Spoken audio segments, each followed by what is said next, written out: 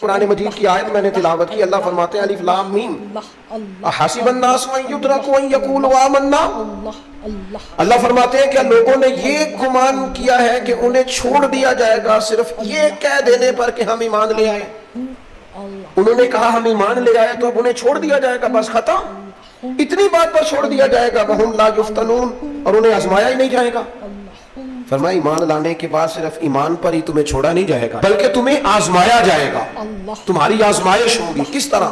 وَلَنَبْلُوَنَّكُمْ بِشَيْءٍ مِّنَ الْخَوْفِ وَالْجُوعِ وَنَقْصٍ مِّنَ الْأَمْوَالِ وَالْأَنفُسِ وَالثَّمَرَاتِ، تمہیں کسی نہ کسی ایک چیز سے ضرور آزمائیں گے، یا خوف سے آزمائیں گے، بھوک سے آزمائیں گے، جانوں اور مالوں کی کمی سے، پھلوں کی کمی سے آزمائیں گے۔ اور یہ پھلوں کی کمی سے مراد، علماء تفسیر نے لکھا اس سے مراد اولاد کا انتقال کر جانا بھی، وہ بھی پھل ہوتی ہے۔ تمہیں آزمائیں گے اور اگر تم پورے اترے تو وبشر الصابرین، رب فرماتا ہے محبوب پھر صبر کرنے والوں کو میری رحمت کی خوشخبری سنا دے، پھر انہیں خوشخبری دے دے میرے کرم کی۔ میرے عزیز، زندگی میں آزمایا جائے گا۔ نبی اکرم نور مجسم شفیع معظم صلی اللہ علیہ وسلم کی بارگاہ میں حضرت خباب بن ارت رضی اللہ تعالیٰ عنہ حاضر ہوئے۔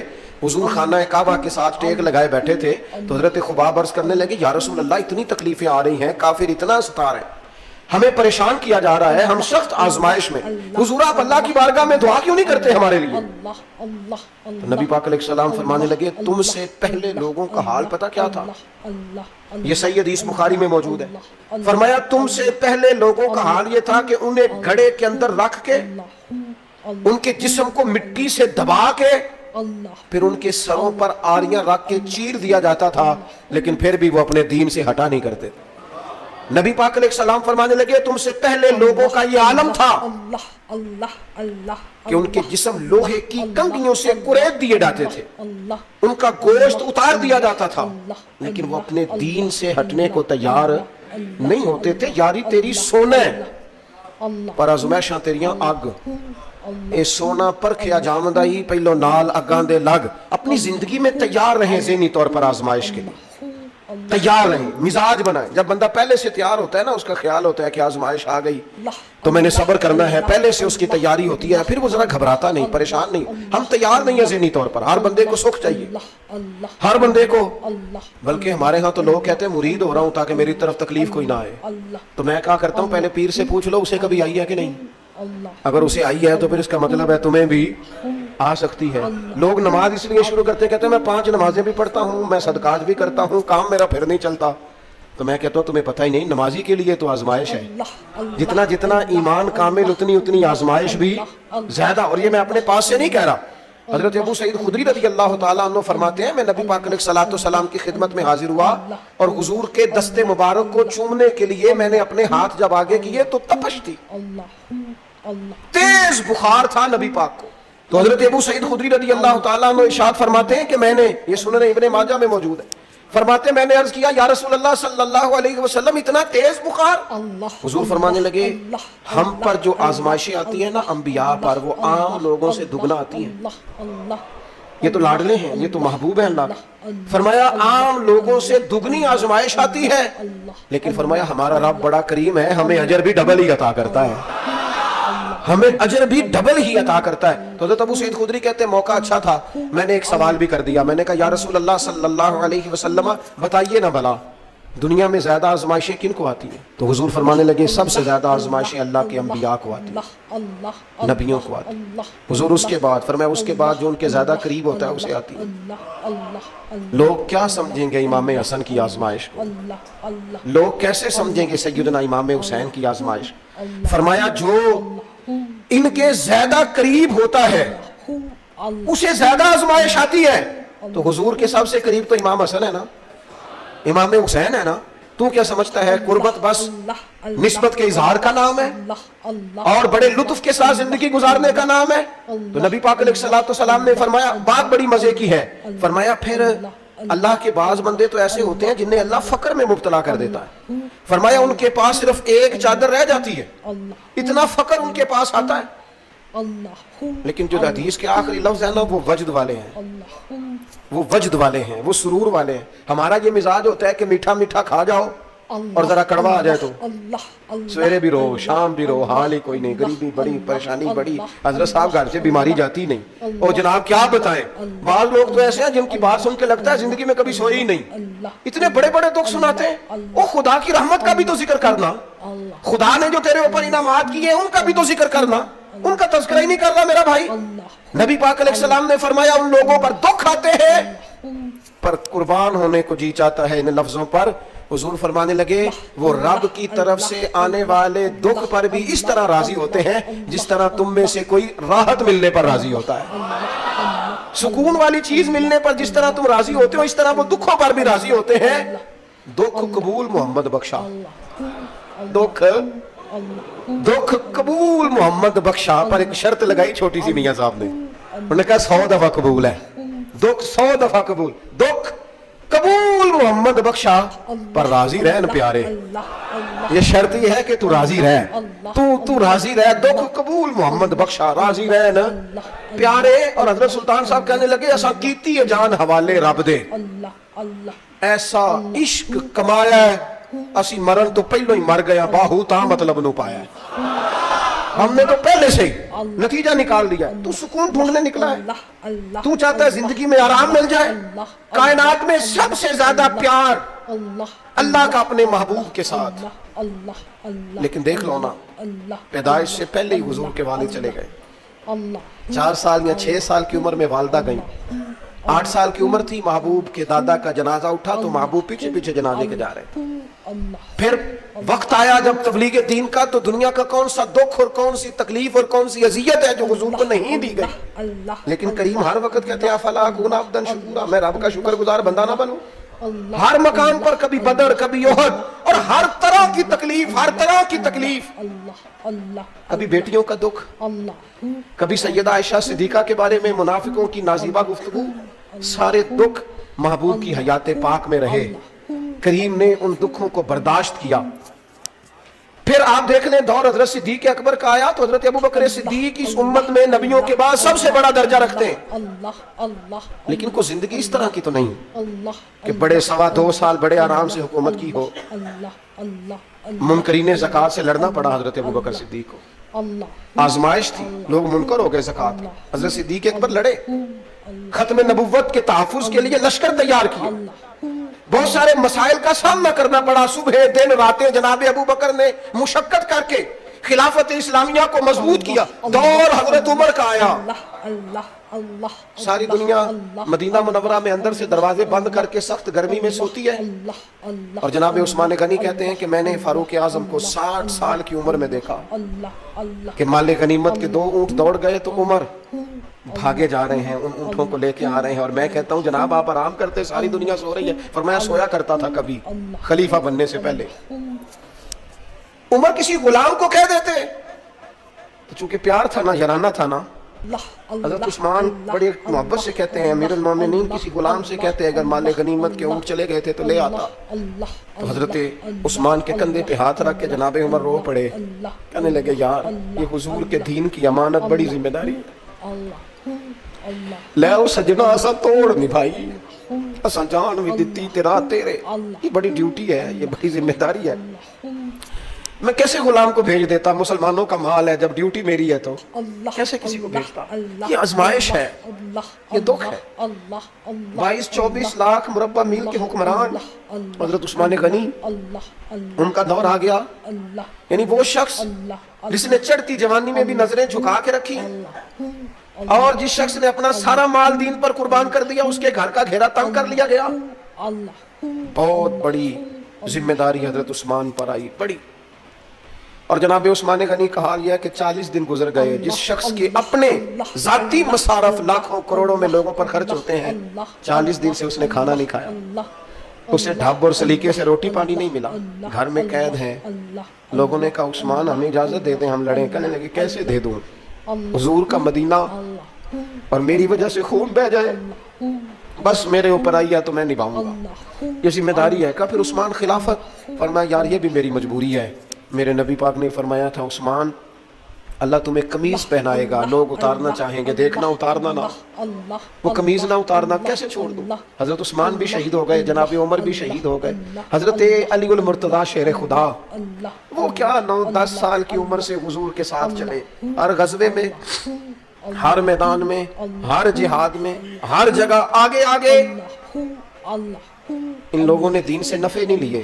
حضرت علی المرتضیٰ شیر خدا تو کوفے کی جامع مسجد کے پاس کھڑے ہو کے کہتے تھے میری کوئی بندہ زیرہ خرید لے۔ امیر المومنین کہہ رہے ہیں میری طامت زیادہ پھٹ گئی ہے، اب تو پیوند لگنے کی جگہ بھی کوئی نہیں بچی، یہ زیادہ پھٹ گئی ہے، اگر مزید پیوند لگ سکتے ہوتے تو میں زیرہ نہ بیچتا، یہ میری زیرہ کوئی خرید لے، کوئی خرید لے زیرہ۔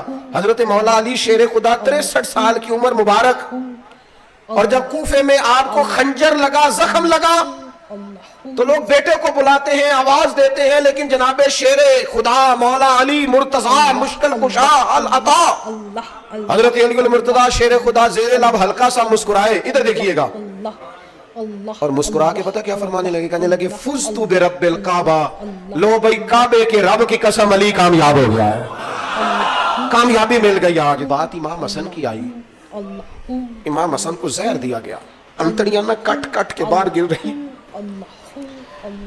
اس شہزادے کی جس نے حضور کی گود میں عمر گزاری، محبوب کے کندھوں پہ رہنے والے حسن ابن علی، جناب امام حسین حاضر بارگاہ ہوئے تو ہاتھ پکڑ کے بھائی کا چوم کے رو پڑے۔ بھائی پیارے بھی تو بڑے ہوتے ہیں نا، بڑے پیارے ہوتے ہیں، اور ان لوگوں کا منصب بڑا انوکھا ہے، شدید تکلیف ہے۔ تو امام حسین کہتے ہیں میرے بھائی حسن بتائیے آپ کو زہر کس نے دیا؟ رو کے پوچھتے ہیں، بھائی کا ماتھا چوم کے امام حسن رو پڑے، کہنے لگے حسین میری مجبوری ہے، میں تمہیں نہیں بتاؤں گا۔ کہا کیوں؟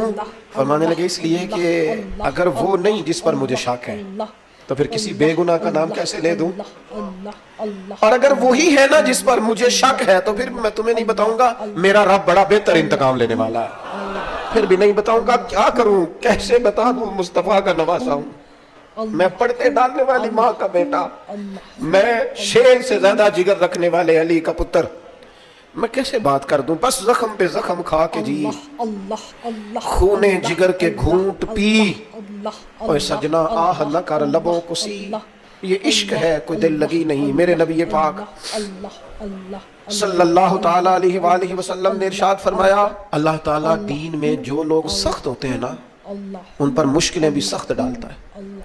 یہ حدیث پاک آپ کو مسند امام احمد بن حنبل میں ملے گی، ابن ماجہ ترمذی میں ملے گی۔ فرمایا جتنا کوئی دین میں سخت ہوتا ہے اتنی اس کی مشکلات بھی سخت ہوتی ہیں، اور جتنا کوئی نرم ہوتا ہے اتنی اس کی مشکل بھی تھوڑی ہوتی ہے۔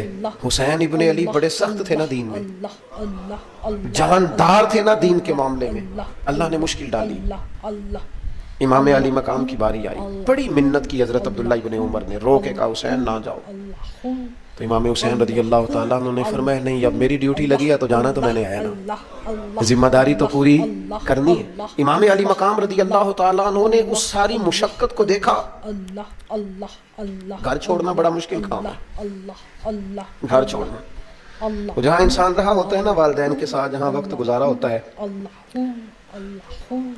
کبھی بندہ بوڑھا بھی ہو جائے تو خوابیں اپنے پرانے مکان کی آتی ہیں، خواب بھی کبھی آئے نا تو وہیں گھومتا انسان اپنے آپ کو پاتا ہے، لیکن امام حسین نے کہا کہ بس اب وقت آیا ہے تو اب یہ چھوڑنا ہے۔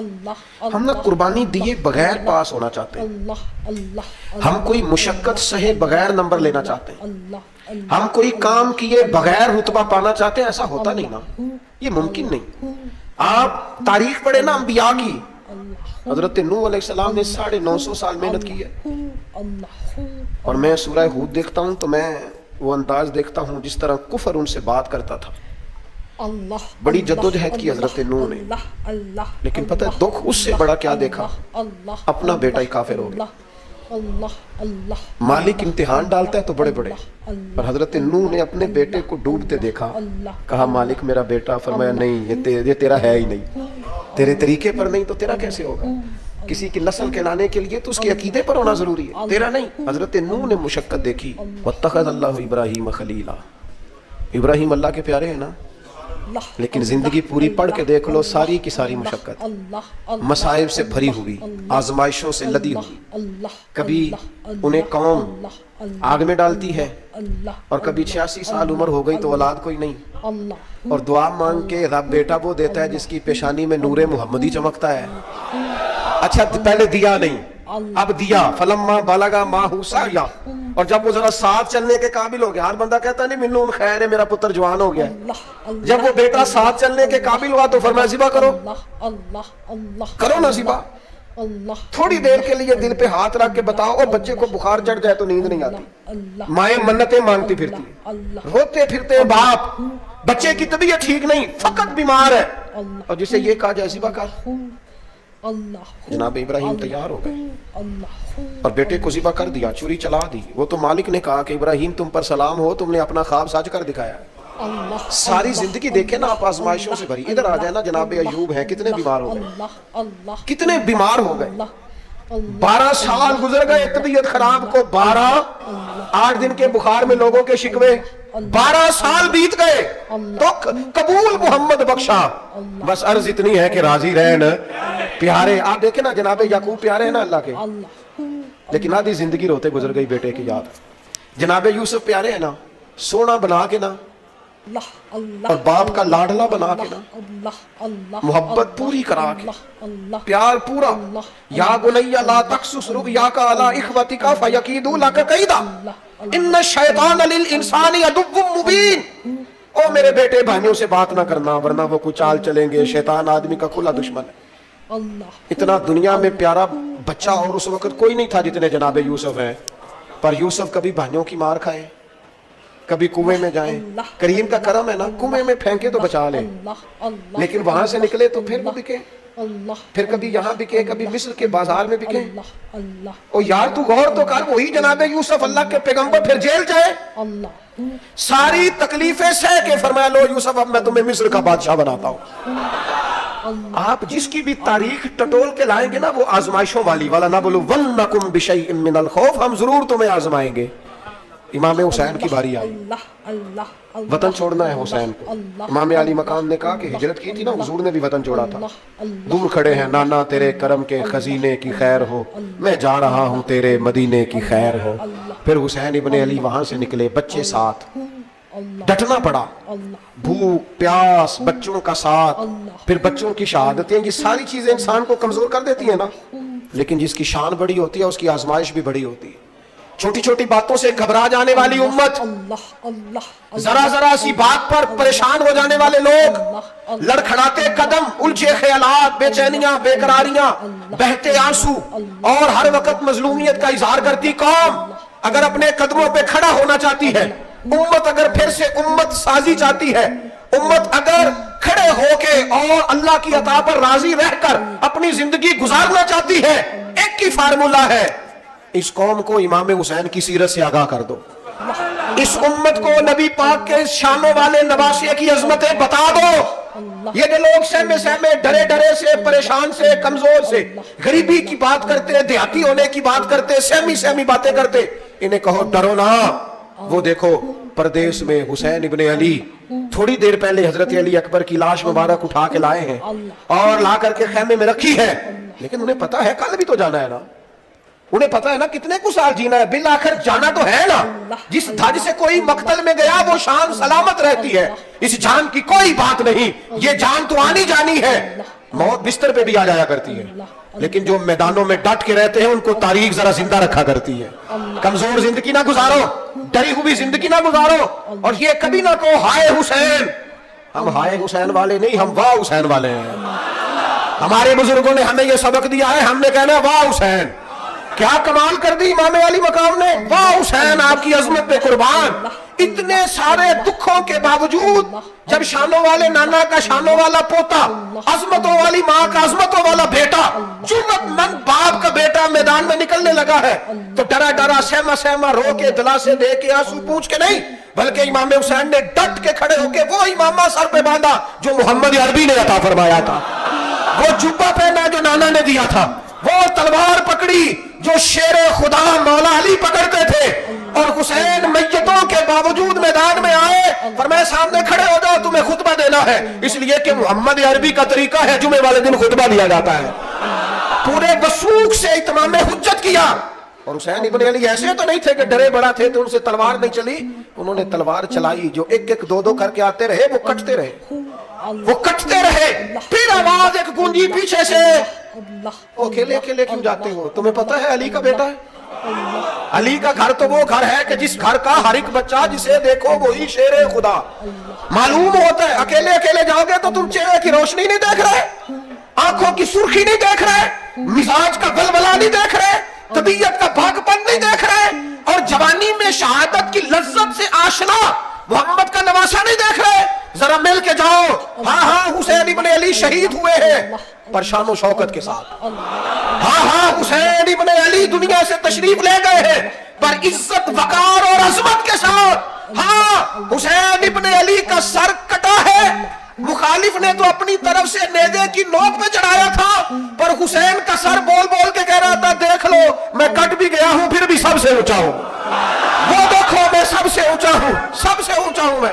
ऐ हुसैन इब्न अली नाज़िशे आले नबी तुम पर सलाम, ऐ हुसैन इब्न अली तुम पर सलाम, नाज़िशे आले नबी तुम पर सलाम। किसी ने एक बात की थी, उसने हद कर दी। उसने कहा मौर्रिख तो कितना को लिखेगा, खतीब तो कितना को वाज करेगा, और मुसन्निफ तो हुसैन इब्न अली की शान में कहां तक बात करेगा। तू मेरे इमाम का बाकपन, उनकी जुर्रत, उनकी ताकत, उनकी हिम्मत, उनका कमाल, उनका सबर, उनकी इस्तकामत, उनका हौसला, उनकी जवामर्दी, उनकी हिम्मत कितनी को बयान करेगा, तू रहने दे। उसने कहा फिर क्यों रहने दूं। कहने लगे हुसैन इब्न अली की शान रिफत कोई क्या जाने, ये हसन जाने। हुसैन इब्न अली की शान रिफत कोई क्या जाने, ये हसन जाने, ये अली जाने, ये नबी जाने या खुदा जाने।